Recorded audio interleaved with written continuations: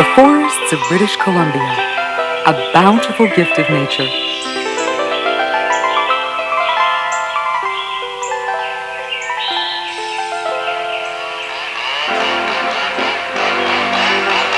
The forests are also an extremely important part of the provincial economy.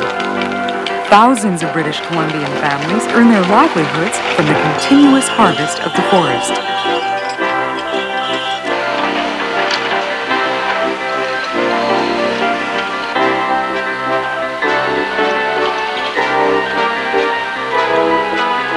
Hold it.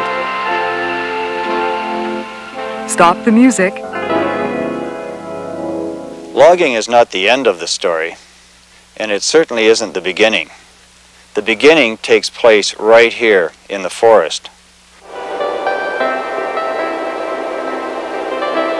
The careful planning of the next forest begins before the old forest is logged.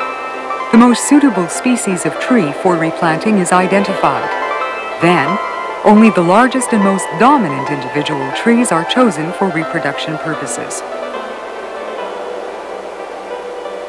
The cones carrying the seeds can be gathered by hand. Since this particular tree has done quite well in this location, it is probable, but not necessarily certain, that seed from this tree will also grow well in the same location during reforestation. A better method of reproducing the best trees in the forest has been developed. Cuttings are clipped from the tops of the best trees by helicopter. The growth and other characteristics of these select natural trees can be transferred through the generations by grafting the cuttings to healthy rootstock, which may already be 2 or 3 years old.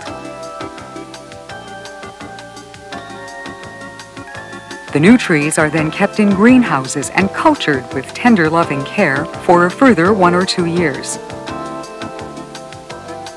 At the appropriate stage in their growth, these very important clone trees are transplanted in carefully chosen orchard sites throughout the province. This location on Vancouver Island was chosen for its maximum exposure to natural sunlight, for the gentle south-sloping grade, for soil quality, and for the nearby plentiful water supply. In these orchards, cross-pollination between the trees takes place under controlled conditions with pollen from only carefully selected parents.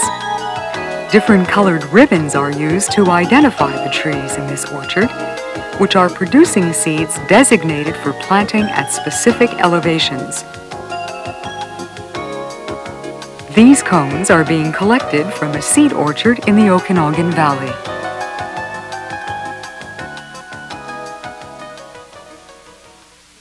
The British Columbia Ministry of Forests and Lands operates the Seed Centre in Surrey.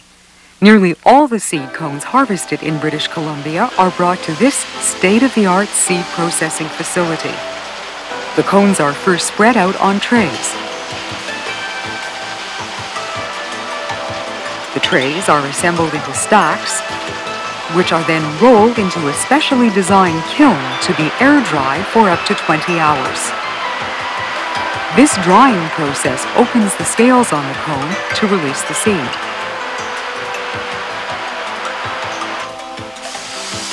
The dry cone is returned to the production line where a large tumbler shakes out the seed. The cone is now waste material, and the seeds continue on for further processing.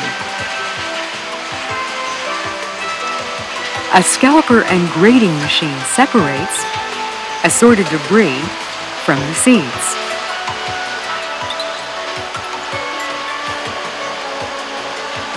The wings are removed in a rotary dewinger.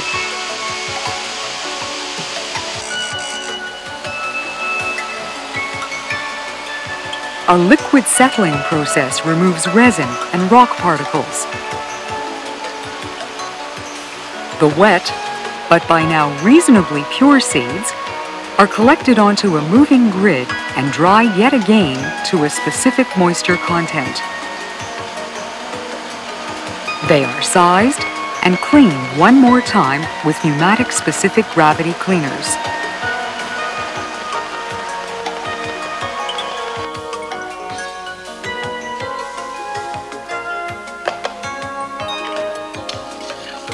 Representative samples from each lot are tested for weight, moisture content, purity, and for germination capacity. This germination percentage is used to predict the number of seeds necessary to produce the required amount of trees for numerous planting projects. Test batches of seed are X-rayed to determine the amount of insect infestation and any other irregularity that cannot be seen with the naked eye.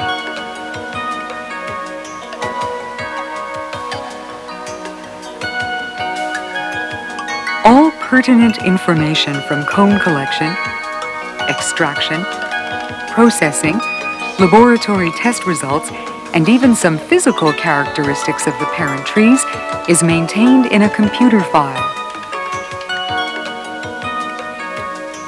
A 10 to 15 year supply, up to 2.25 billion seeds, are cold stored at -18 degrees Celsius until required for delivery to nurseries all over British Columbia.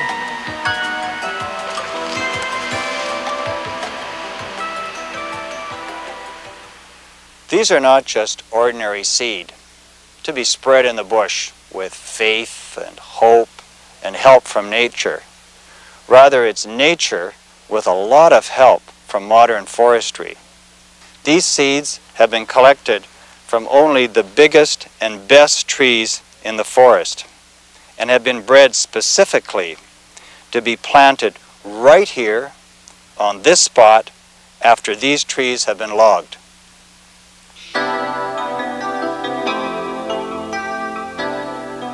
The seeds from this program are germinated in controlled conditions.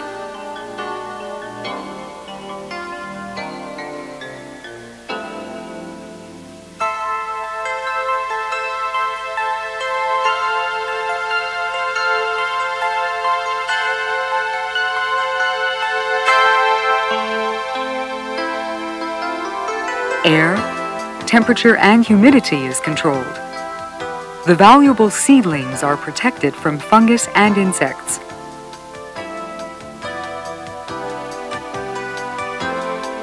Their step-by-step progress is carefully monitored in high-tech greenhouses, where seedlings are grown by the million.